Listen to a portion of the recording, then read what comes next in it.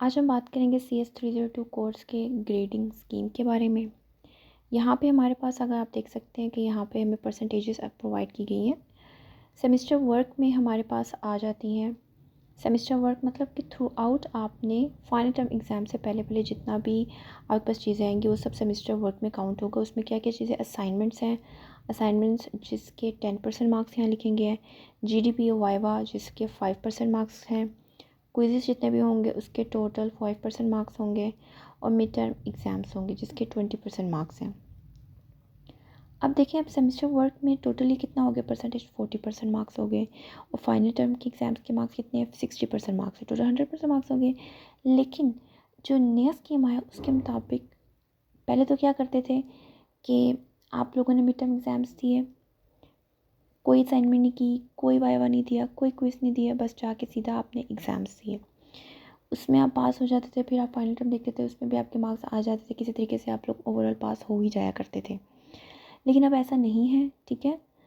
अब क्या है कि आपको assignments, GDP, quiz, mid term in सबको मिला के आपके पास 20% मार्क्स होंगे, तभी आप फाइनल टर्म में जाके अपीयर हो सकते हैं, otherwise you can not appear in the final term exams.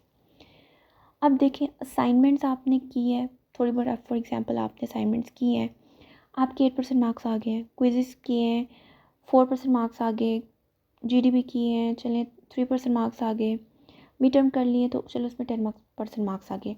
अब ओवरऑल मिला के अगर फॉर एग्जांपल आपके पास ओवरऑल जो है वो 20% या उससे अबव मार्क्स हो गए हैं, ठीक है। अब इन चारों में से किसी भी तरीके से आपने बस देखना है कि ओवरऑल हमारे पास 20% मार्क्स होने ही चाहिए लाजमी।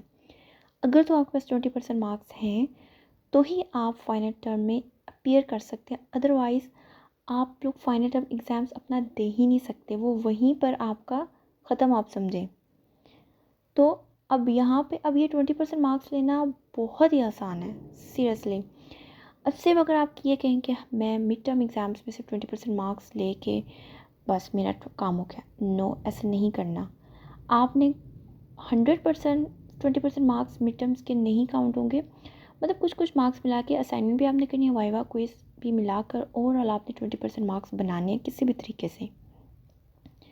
जब आपका ये हो जाएगा तब आप अपीयर कर सकते हैं अपने फाइनल टर्म एग्ज़ाम्स में जिसके 60% मार्क्स काउंट होंगे।